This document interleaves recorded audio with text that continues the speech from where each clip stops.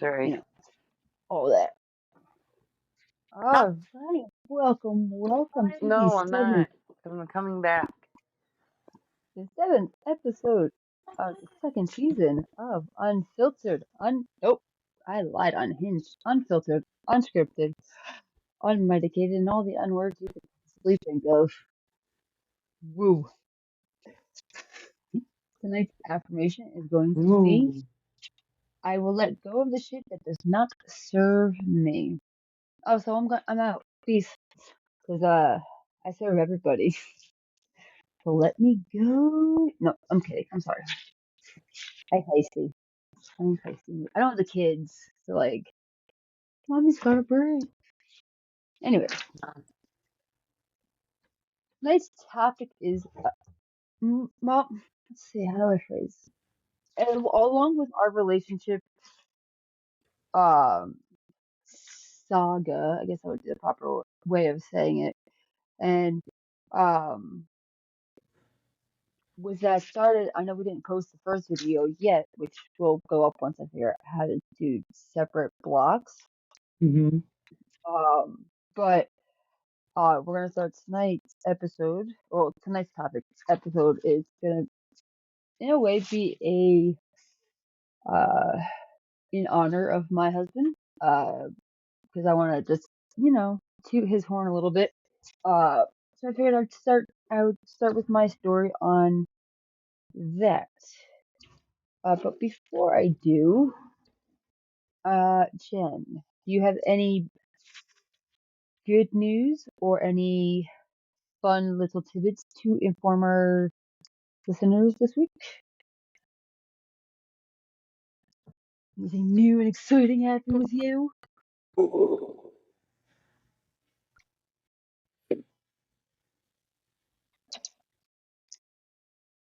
I don't You have know any. what I'm referencing here. Nothing. I ain't got nothing at all.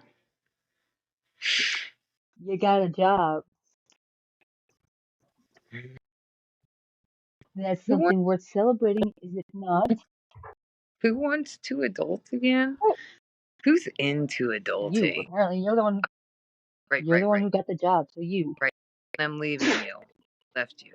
High and dry. Yeah, I know. Not fun. But no, I think that's something worth celebrating and worth mentioning because it's always good. And good news is good news, right? Or at least so I'm told. I don't know.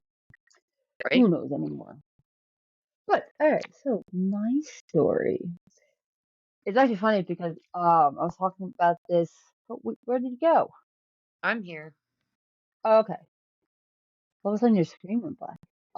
So my story kind of is not your typical love story, but also in a way it kind of is because it's the traditional like high school sweetheart kind of thing. However, it there are some funny parts to it, and there's some hardships that we definitely encountered. But like anything, our relationship did have its rough patches, and I think a lot of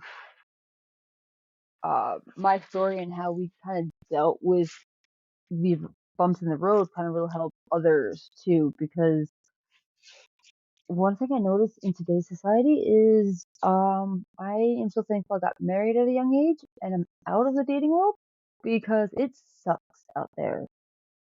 People do not have the same mentality, morals, respect, any of it, and it's sad, very very sad. So I'm kind of glad I went through what I went through when I did, and I think I can help people hopefully get back to that thought process.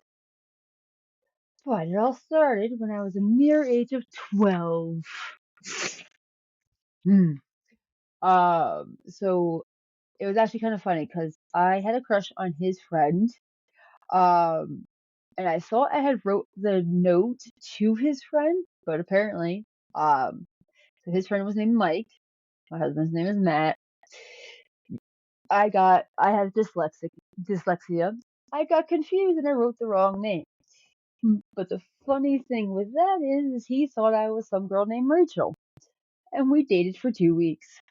Oh my gosh. Yeah, and it's funny because Rachel was also a redhead too, so that's why he thought I was her. I was like, that when I found that out, I was like, that's hysterical. Um, but because of that small, very funny mishap, I actually have a diary entry in a scrapbook that I have no idea where it is. I think it's in my attic. But when we first got married, I made a scrapbook for him. And the first page was a diary entry that I had wrote because I wasn't allowed to go to the seventh grade dance because I was grounded for some bullshit. I was always grounded back then. Um, but in it, I wrote that I was really upset because it was going to be mine and Matt's first dance together, and then I signed it the future Mrs. Jennifer Rose Rose. So when I found that, I ripped it out and I put it in a scrapbook. I said, "Oh, look at that." But then he fell off the face of the earth. He became homeschooled at eighth grade. So he left and like vanished. And then when I had graduated, I think in 2011, I saw him in Target where I used to work, and it was so funny because I say he looked one way, and he says that he didn't ever dress that way. And I was like, then we're talking about two different people. But I remember him in coveralls and like a lumberjack, and like I could have sworn he had an axe on his shoulder. He wouldn't have brought that into Target, so that's not at all accurate. Um, but he ended up with he was dating this girl Amanda at the time, and we kind of like got together for lunch one day to just catch up and meet up and talk because he was always a good person, and when we did talk, he was nice. He was a teenage boy, but he was nice. And so like we went out to Applebee's on a strictly just friends basis, even though I was trying to get him to dump the girl Amanda and or cheat on her with me. Neither of which worked. But we ran into his grandmother, who's sorry about that. I forgot to turn the phone off. But we ran into his grandma. She's now 94, so I don't know. She was probably like 84. We've been together almost 10 years.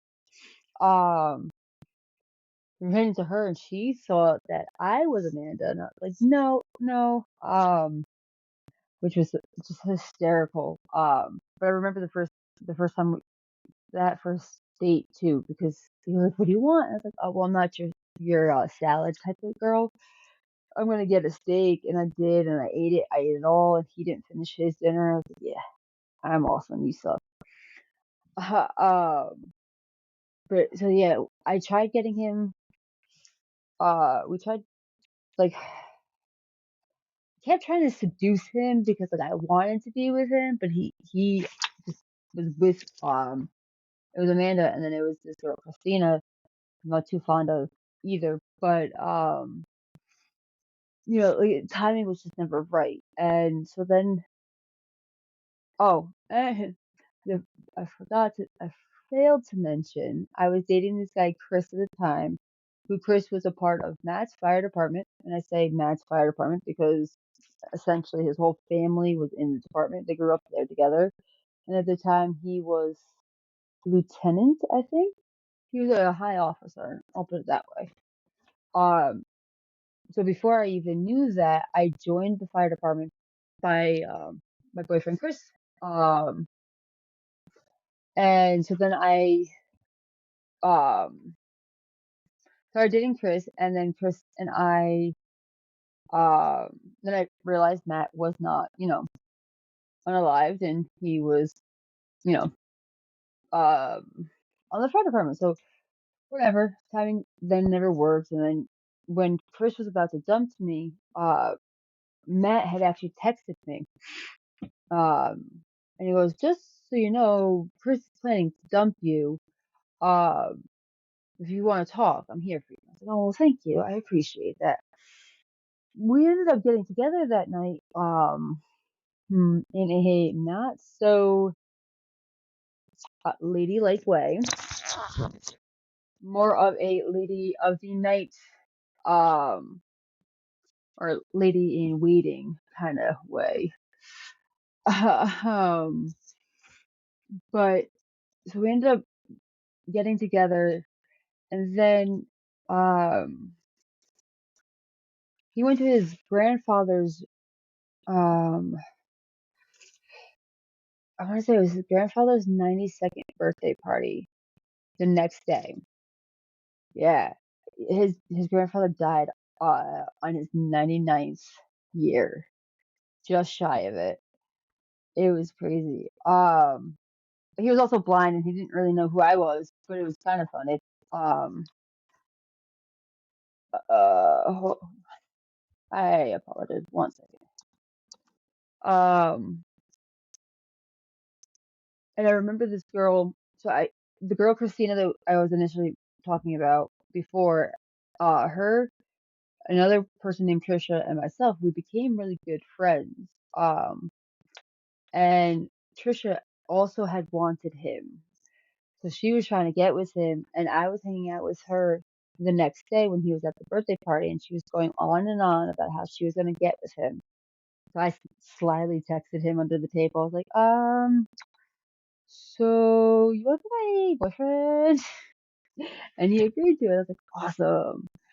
And then she then found out, she's like, oh, he's dating someone. I was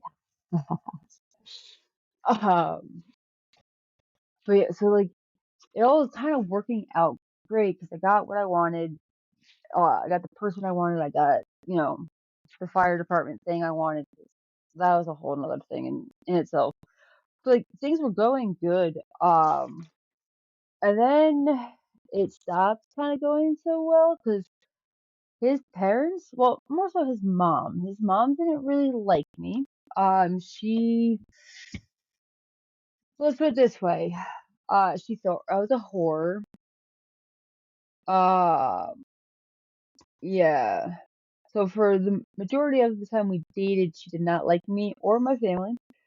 Um, and that was a big, big, big thing. But we had talked about it in the beginning. Like he was a big at the time he was a big churchgoer. He was a big religious person, and like it was very different mentality than it is now. So I agreed. I was like, you know what, I haven't been to church in X amount of years. And I explained to him why. It wasn't like I kept anything really from him at that point. But I told him, like we talked about it, I was like, oh, I'd do that for you. I would, go to church for you. I'd take out my tongue piercing at the time 'cause I had that. But I was like, I'm willing to do these things because like I'm willing to make it work, sacrifices, whatever, make it work. And then um, so this first couple of months went great, and we both felt very hard. But then it started to get. So he came in from a family that was very. The men do the hard stuff, the women do the cooking, the cleaning, all that. Men's always right, women have no voice, kind of thing. Like that was like the way his family was. So like in a nutshell, like he very toxic growing up, and like he didn't know it, I didn't know it at the time, and it brought out a lot of issues. There's a lot of financial and I don't want to say mental, but like more like emotional abuse. Um, in a way like we both kind of didn't realize what was going on. It wasn't it kind of just took a very blind turn. And I followed it blindly too. Like I kept going thinking it was gonna get better or easier. And it ended up leading us the for 6 months in, we ended up taking a couple week break because of it, because it got to the point where it was very controlling, very hostile, very jealous, just overall just very bad.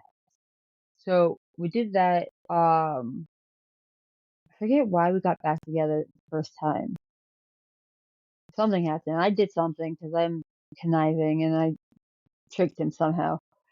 Um, but that was the first time we got back together. And then things got a little bit better.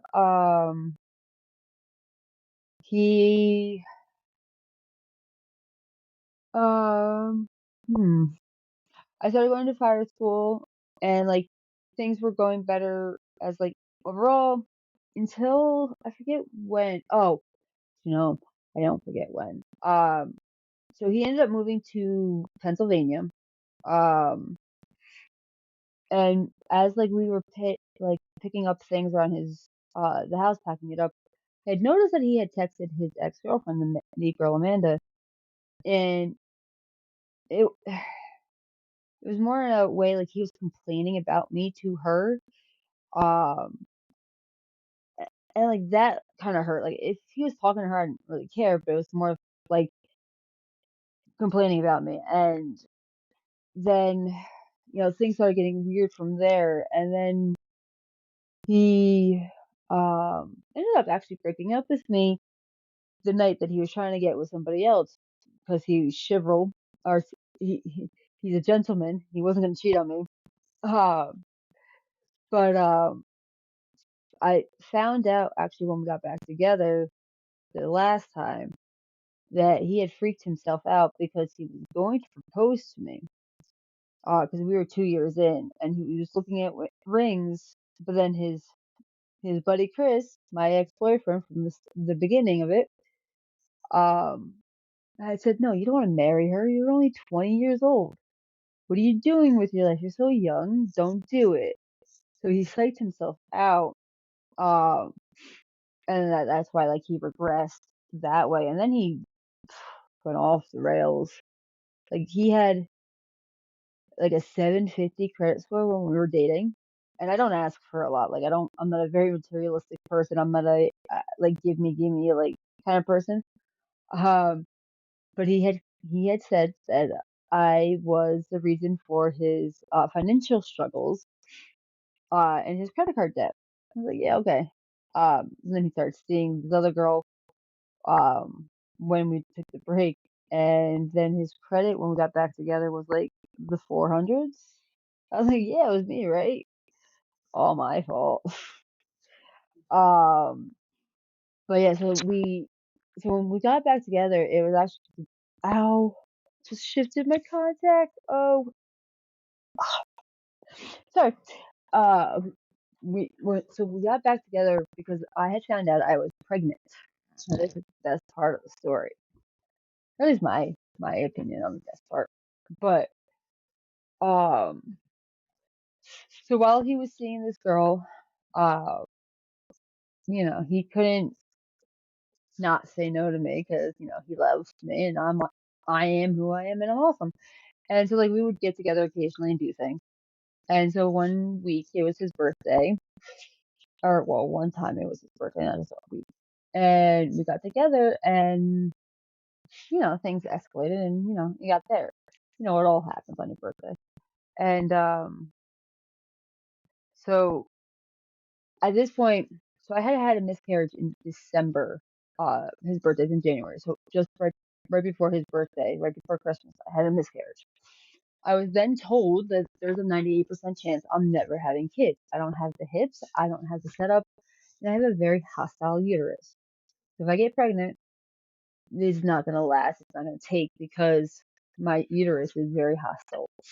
Um, so I think I had him at 23, so I was like 21, 22.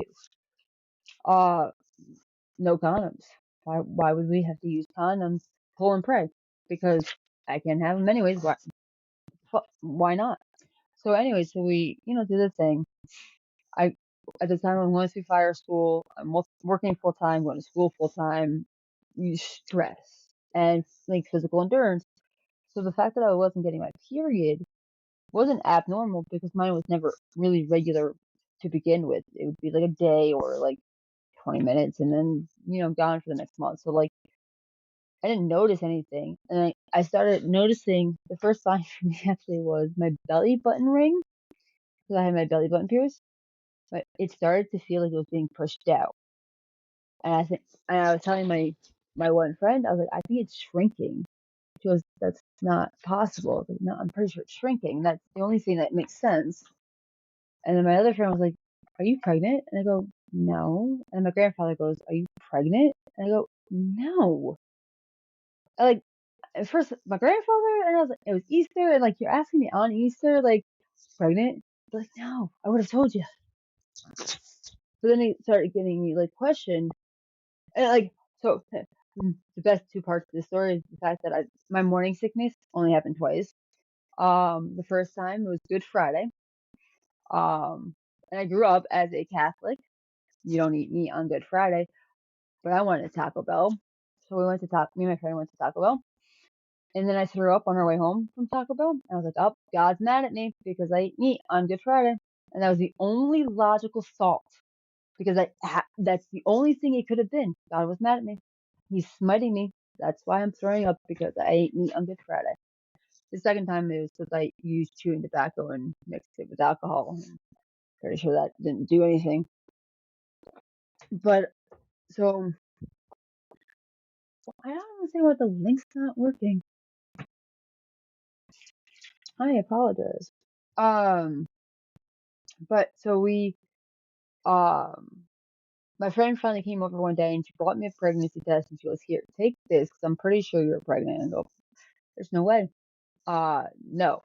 Because the only person I was seeing was him. And last time it was his birthday. And then, I wasn't really seeing anybody else. Like, I was seeing this guy, but like, we were just friends. He was just like a work friend that I used. Well, I didn't use, but like, I had because, I had dances coming up, the winter formals and stuff like that. So, like, he was my friend date. Let's put it that way. So, I take the test and it comes back positive, and now I'm starting to think of all the things that would cause a false positive. Because there's false negatives all the time. And I was like, what causes false positive? My sister's like, cancer. That's the only thing. So those don't happen. Those are not rare. You're pregnant. I was like, no, I'm not. But the funny thing is the next day was I had my pap smear already scheduled. So I was like, all right, well, that's perfect. I'll just go do that. And I asked my sister to come with me. Now I had told my boss, that day when I went to work, I was like, listen, I have a doctor's appointment tomorrow. I might be a little late. Um, and he's sitting there telling me, he's like, you're not gonna be late. You're not gonna be late. You'll be fine. Well, lo and behold, my boss was Matt's brother, who's also a very religious man. He has 9 kids, very religious. So I go to my pap smear. They stop the pap smear. They go, we cannot continue. You were pregnant. We had to get you right into scans. So I go right into the scans, and they find out at that point that I'm 4 months pregnant. So then I had to go and do all of these like blood draws and like all of these like things. So I show up to work 2 hours late, and Mike, my brother-in-law, he goes, "Why are you late?" And I couldn't even like fathom how to tell him because I didn't even tell Matt yet because I sent him a picture of the pregnancy test, and he goes, "That could be anything. That could have been a picture off the internet. Like it's not mine. You're crazy, you're psycho, whatever." So I didn't even tell him yet, because I'm still in shock and I had to go to work, and so I just put the ultrasound pictures down on the table. He looks at me, he goes, shakes his head, and he walks into his office. Didn't talk to me for the rest of the day. I was like, oh, this is great. This is wonderful.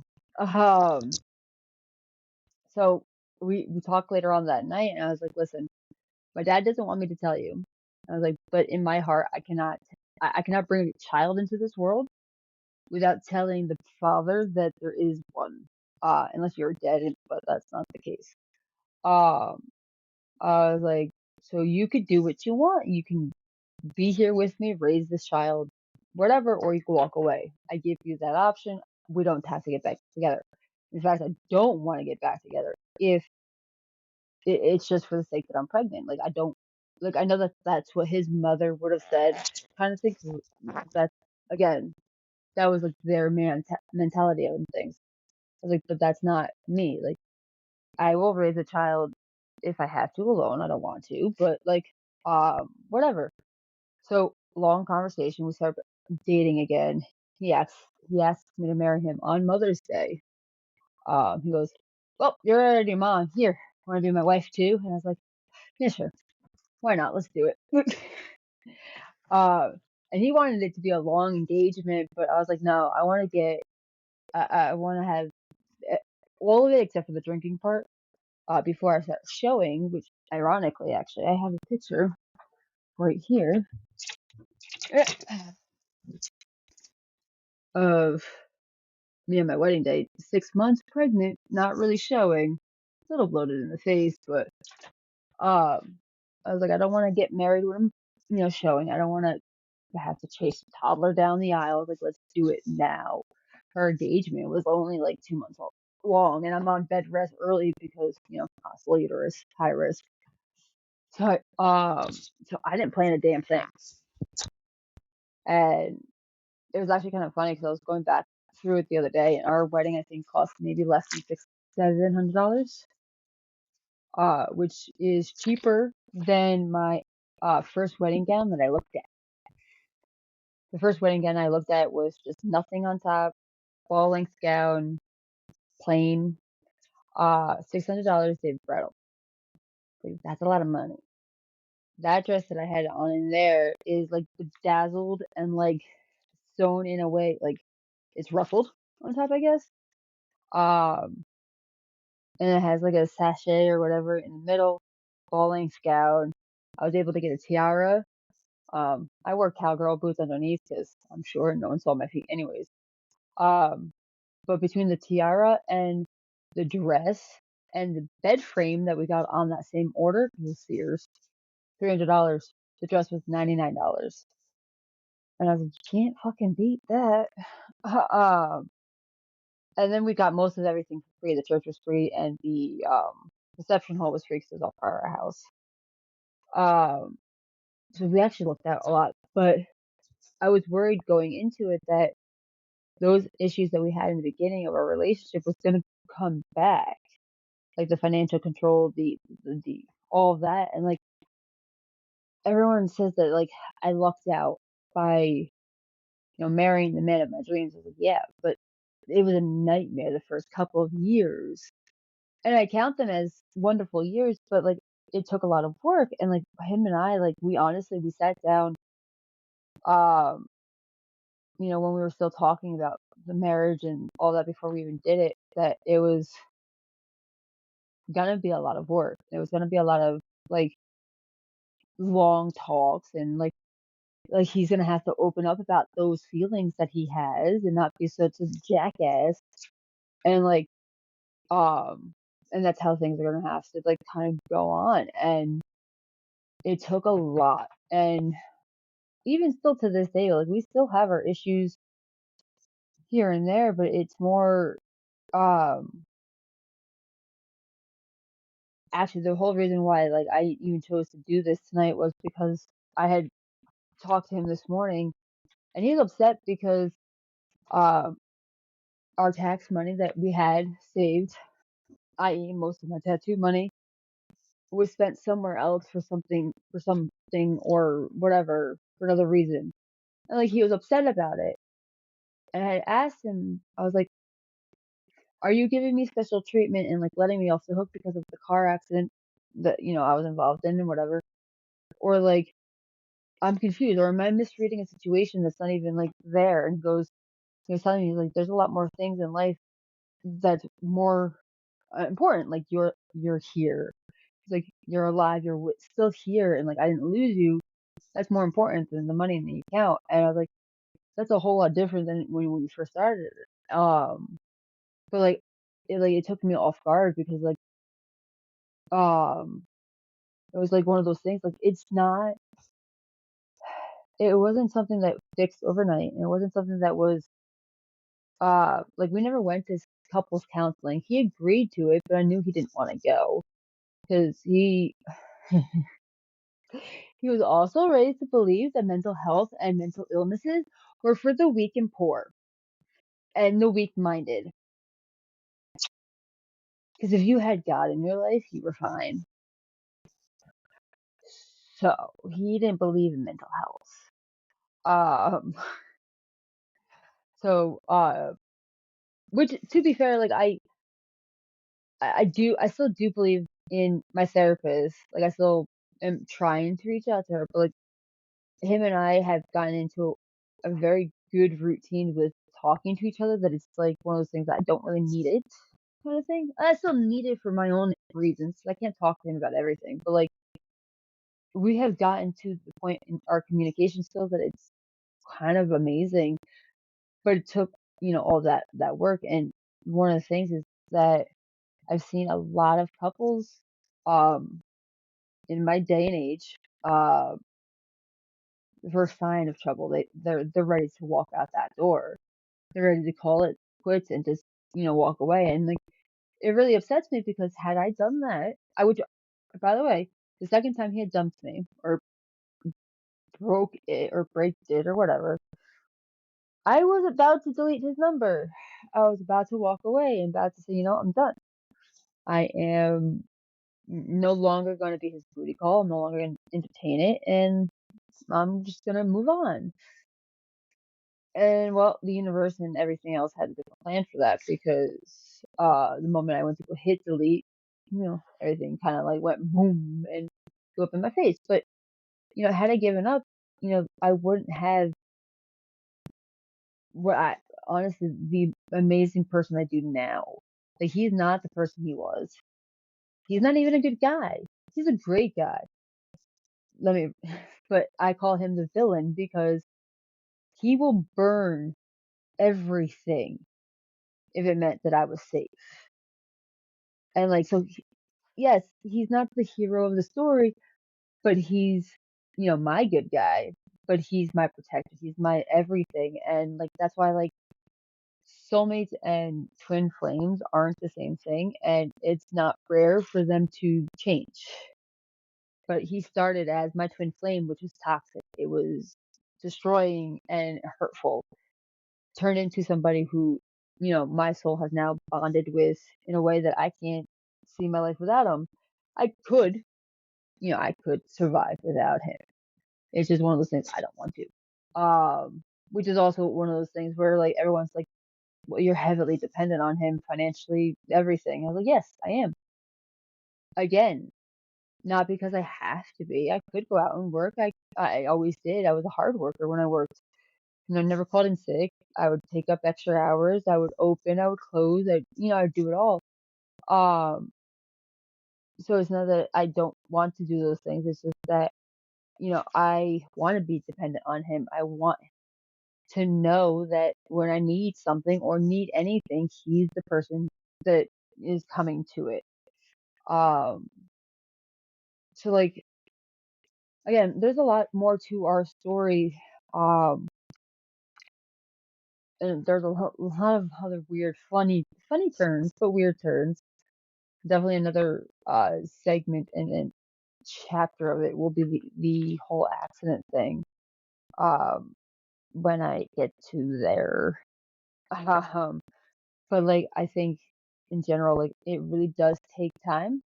Communication really is a big thing, but there's a hairy middle when it comes to communication because you can communicate all the live long day, but if you're not hearing what that person is saying, taking it in, and actually doing the work to change that problem or that issue, yeah, you can listen, you can talk about it, but it's not going to do anything. It's not going to change anything. Like in the beginning, when I had told him that he was financially abusive, he goes, "No, I'm not." And like he gaslit me. Which, granted, he didn't know what he was doing. He didn't know he was gaslighting me. Which now, when he does it, I kind of forgive him for it because he doesn't mean to do it. But like he's taking accountability for it now. But we talked about it. He stopped, stopped telling me that I was wrong and took a look and see, oh yeah, she's right. Now these are the things I did. These are the things that, you know, destroyed it. and okay, I'll change. I'll do something better. I'll do something, you know, to make it easy. And like he said before, when we were talking about, there's more important things to be upset with or whatever. He had said to me that, um, he sees that I've been through a lot. He knows that I do a lot. Um, and so on the days that I am lazy and I don't do a lot, or the days that like my house gets backed up or whatever, it's not worth it to come home and have an attitude because, you know, of everything that I've been through or everything that like I'm going through or everything, that I do. Um, which is easy to take somebody for granted, especially with everyday life. Like for instance, when I get up and I make him his breakfast, I make his coffee, I pack his lunch. It's easy to fall into a routine with that is taken for granted for, and we all are fault to it. Like I'm fault to it. He is. My kids definitely are. Um, but it's like it's one of those things when you realize that you're doing it, it's easier to kind of, I want to say, break it in a way, like break that habit and kind of be more conscientious of it. Not always, but like he's definitely putting more of a cautious effort into it. Um, it was just funny because I was thinking about it before dropping my kids off, that where we started and where we are, most people would have walked away from it or not dealt with all of it or do half the things that I do, for him. And I get called lucky and I get called blessed and I get told that, I'm whipped or whatever. But like in my mind, it was work, it was dedication, it was understanding, and it was just overall just I loved him so much that I just wanted to make it, stay with him and make it work with him. That yeah, a lot of things in my life did change, and my dad thought I was joining a cult at first. Um, but it was one of those things that I did all the things to change for him because, he was just important enough to keep and I was willing to do it. And it's not something I will ever regret. The only thing I regret is the fact that my kids destroyed my body. And I say that in a very joking way, but my mouth was very dry and I could not laugh at that time. But they did destroy my body. But I will not bore much more on those details. He's a great guy. I don't think you destroyed your life. I think, regardless of what you've been through, you've learned I didn't say lessons. destroy my life. I said my kids destroyed my body. Oh, I'm sorry. It was muffled. I'm sorry. No, I think I have a great life, though. I mean, some days are hard, but Life is rough. Life is just rough. And I think the biggest thing that we as people have to learn when it comes to relationships is that regardless of how rough it is, how dedicated are we to somebody? yeah. Are Well, are it we also, right? Are sorry, we really go. willing to go that extra mile for somebody else? Are we really that dedicated to this one person? Because I think if you're not dedicated, fully invested, then you should do the adult thing and let somebody go.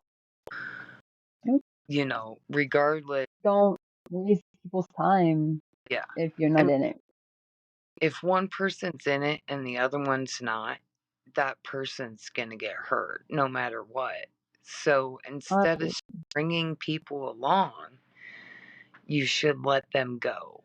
Let them be who they be and heal and let them move on. Because if and you're it's rough because, you know, sometimes you it is get so comfortable. mhm, with one But, person. yep. But I think that's one of our strength, like our strong points was is that when I guess, yeah, I'm gonna lose power. That's gonna happen. My lights just flickered. Uh, Um, when we fell into a routine that are going crazy. But when we fell into a routine where we felt stagnant and in a rut, you know, we like we talked about it. Like I told him, like, like he's distant and he was yada yada yada, and like we talked about it, and I was like, it's not. I was like, I don't want you to ever like stay because of the kids. I was like, I want you to be happy regardless if I'm the one making you happy. And when we got married with the mentality is divorce is not an option. And I still Right. firmly believe divorce for us is not an option. Yes, Right. anybody else, yes, it is, and for us, it could be, but it's um not something I'm willing to just let happen because whatever, it's broken. A lot of things Right. are. My head got broken in a car accident. Guess what? It fixed. I'm healed. Therefore, anything that's broken can be fixed. And we talked about it and we grew together instead of growing apart. Right. And yeah, there are things like sometimes he gets jealous. Like, for instance, the other day when he found out I was in a live with another male, he was like, well, why are you talking to another guy? I was like, well, listen, him and his wife are great people. Like he's married and he's a nice person and he's a friend. I was like, you have your friends that are female, and like you know which ones bother me, and you would know which ones don't, and the ones that bother me, you don't entertain. The ones that I don't care, you talk to, like whatever. And we have that understanding of each other that we know that it's not like he knows I'm not cheating on him. For instance, Right. I'm home alone. There's no kids here. My kids are elsewhere, and I'm sitting in my house. I'm not at a bar. Could be, but I choose not to be because I know if he's not there to protect me in a bar, like he gets very worried. Which is why I can't go to New York City without him, by the way, because people apparently are going to break me because I'm tiny. He's very protective, but like it's a alpha male protection instead of a jealousy protection. It's not like, ooh, my property, mine. No, it's I don't want things to hurt you. You're Right. tiny. People are gonna hurt you. I was like, first of all, they may try, but I am screaming.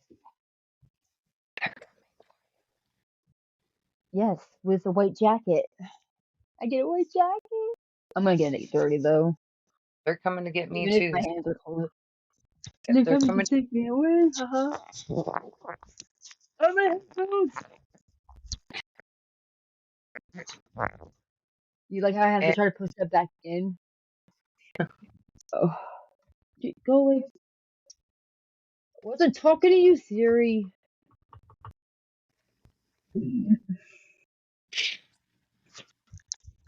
basically, she wants to talk to you.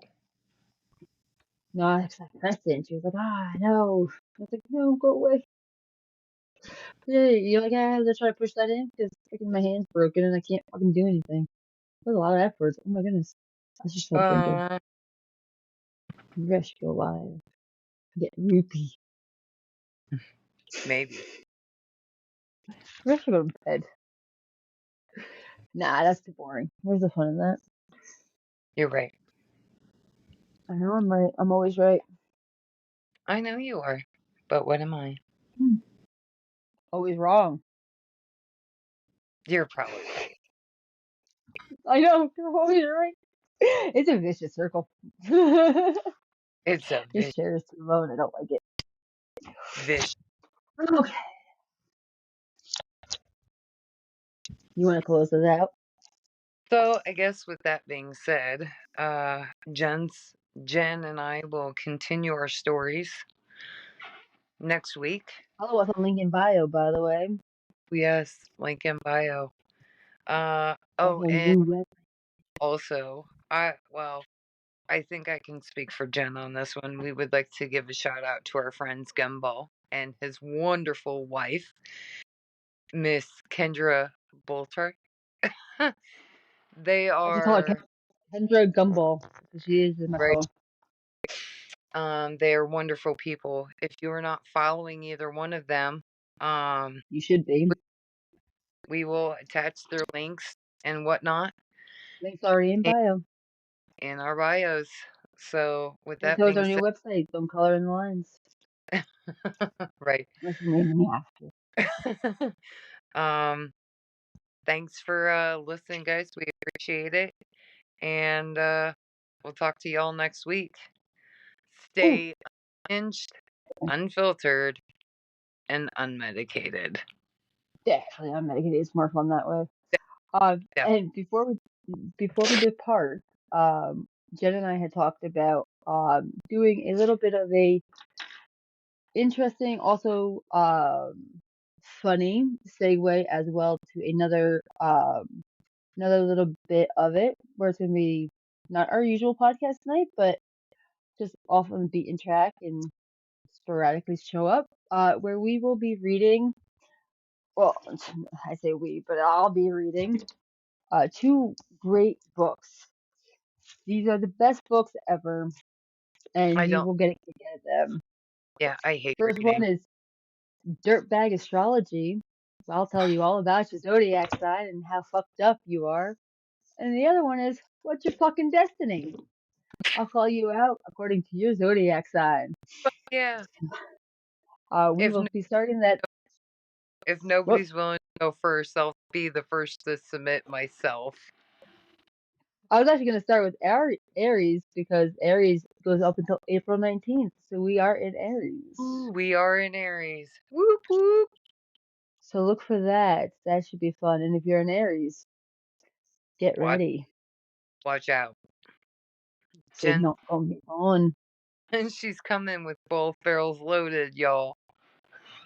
Yes. And I will make sure I try to read like an actual person on a reading app and not like fast because I'm a fast reader. No, no, I'm not. But we will do it professionally and you will get called Yes, out and get your feelings hurt. But yes. we look forward to doing that to you. So you guys all have a wonderful rest of your night. And we'll Bye. see you on the flip side. Peace. Bye!